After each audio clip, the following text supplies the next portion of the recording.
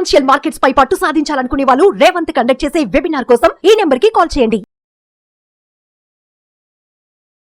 నమస్తే, welcome to Suman TV. నేను విష్ణు. ప్రస్తుతంతో పాటు NISM and CRISIL certified wealth manager Revanth Chalamala ఉన్నారు. వారితో మాట్లాడదాం. నమస్తే రేవంత్. నమస్తే అండి.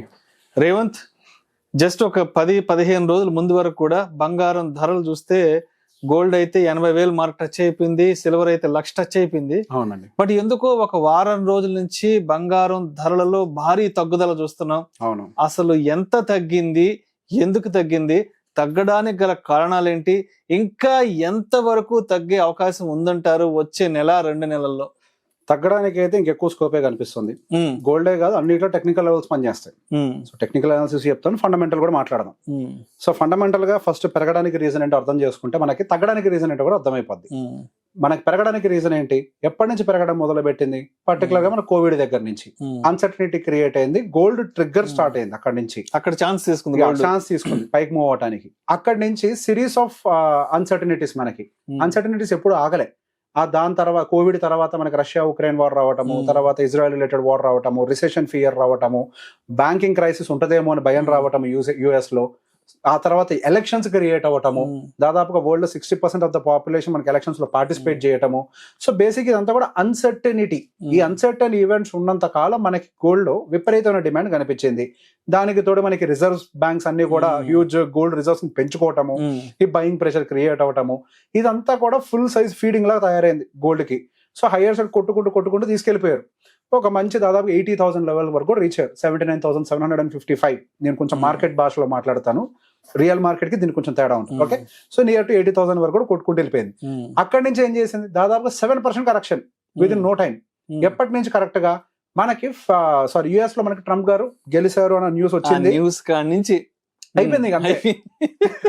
అప్పుడు దాకా ఎగిరింది గోల్డ్ కి హ్యాపీ డేస్ అయిపోయినట్టు. నాకు తెలిసి గోల్డ్ ఇంత స్పీడ్ గా రీసెంట్ డేస్ ఎప్పుడు పడలే. మరి అసలు వారం రోజుల్లోనే విపరీతమైన ఫాల్. అంతే, విపరీతమైన ఫాల్ 7%. సో చాలా ఫాస్ట్ గా కరెక్ట్ అవుతూ వచ్చింది. సో బేసిక్ గా మరి ట్రంప్ గారు ఎలక్ట్ అయితే ఎందుకు పడ్డది? సో ట్రంప్ ఎలక్ట్ అయితే ఆయన సహజంగా ఎటువంటి యుద్ధాలకి సహకరించరు, రైట్? సో ఈ రష్యా ఉక్రెయిన్ వార్లు క్లోజ్ అయిపోతాయి, ఈ అన్ని మనకి మీద ఉక్కుపాదం మోపుతారు, అంతే. ఇజ్రాయెల్ లేకుండా చూస్తారు, అంతే. ఇజ్రాయెల్ వార్స్ అన్ని క్లోజ్ అయిపోతాయి, ఇంకా ఈ టాపిక్స్ అంతా డిస్కషన్ లోకి రావు. సో ఏం జరుగుతుంది అప్పుడు? ఏ న్యూస్ లేకపోతే గోల్డ్ కడుపు మాడిపోద్ది. సో మొత్తానికి ట్రంప్ గారు రావడం వల్ల అందరినీ సెట్ చేసాడు అక్కడికక్కడ. అంతే, ఆయన రావడం వల్ల ఏం జరిగింది, gold prices correction. So uncertainty లేదు కదా, it is very clear.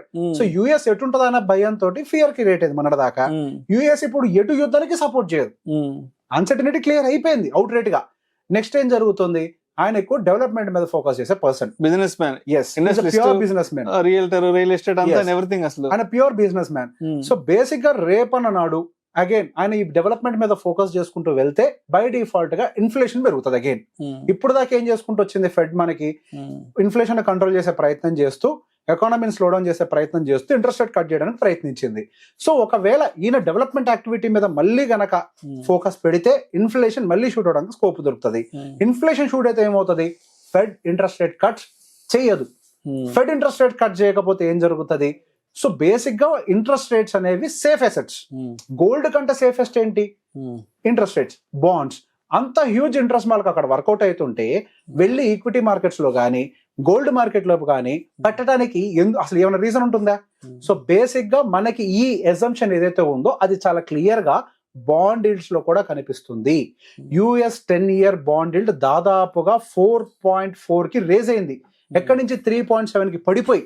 So basic గా safest assets like bond deals అంతంత రిటర్న్స్ జనరేట్ చేస్తుంటారు. అది US లాంటి మార్కెట్స్ లో గోల్డ్ లో పెట్టడానికి ఎటువంటి రీజన్స్ వాళ్ళకి కనిపించవు.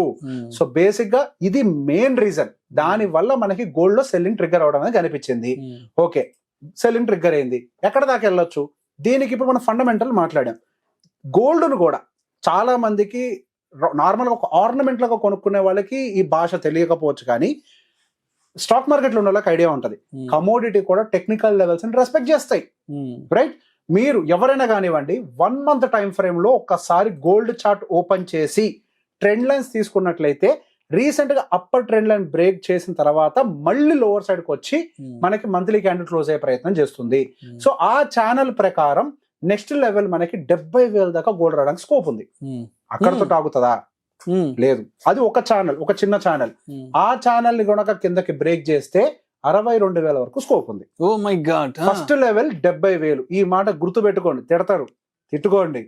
70,000కి రావడానికి టెక్నికల్ గా చాలా హై ఛాన్సెస్ ఉన్నాయి. టెక్నికల్ గా ఫండమెంటల్ కూడా ఆల్రెడీ క్లియర్ అయిపోయింది. గోల్డ్ ఎక్కువ పైకి వెళ్ళడానికి అవకాశం లేదు, బాండ్స్ పెరుగుతున్నాయి, అంతా okay. Technical levels are saying clearly 70,000 is the first mark. ఒకవేళ అక్కడ కూడా ఎటువంటి అన్సర్టనిటీ లేదు, కూల్ ఆఫ్ ఉంది అని అంటే గనక there is chance 65 at least. But 70,000 వరకు అయితే మాత్రం చాలా హై ప్రాబిలిటీ కనిపిస్తుంది. గోల్డ్ అనేది మన ఫంక్షన్ లో కొంటున్నాం కాబట్టి అది పోదు, అది మన సెంటిమెంట్. కానీ ప్రపంచానికి గోల్డ్ అనేది ఒక కమోడిటీ, ఒక ట్రేడబుల్ ప్రోడక్ట్. సో వాళ్ళకి మన ఇండియాలో ఈవెంట్స్ గురించి, పండుగల గురించి, పెళ్లిళ్ళ గురించి, ఫంక్షన్ల గురించి అనవసరం. అది వాళ్ళకి అనవసరం. అక్కడ ఏదో జరిగితే ఇక్కడ పెరుగుతుంది అంతేగాని ఇక్కడ ఏదో హైదరాబాద్ లో పెళ్లిళ్ళని అంతే. ప్రపంచానికి గోల్డ్ అనేది ఒక కమోడిటీ మాత్రమే. దాన్ని ఆ లెవెల్స్ ప్రకారం, ఫండమెంటల్స్ ప్రకారం మాత్రమే మూవ్ చేస్తారు. Just like a stock market, it is a tradable product. అంతే. రైట్. సో మొత్తానికి ఇయర్ ఎండింగ్ కి మీరు చెప్పినట్టు, ఇయర్ ఎండింగ్ కి కాదు నేను చెప్పింది, మేబీ గోయింగ్ ఫర్ ఇంకో నెల ఉంది, ఇంకో నెల ఉంది కరెక్ట్. ఈ నెలలో అవుతుందని నేను చెప్పట్లేదు. Going for their is high probability 70,000 touch చేయొచ్చు, 70 వరకు టచ్ చేయొచ్చు. చాలా హై ఛాన్సెస్ కనిపిస్తున్నాయి. Right. Thank you so much Revanth. Thank you అండి.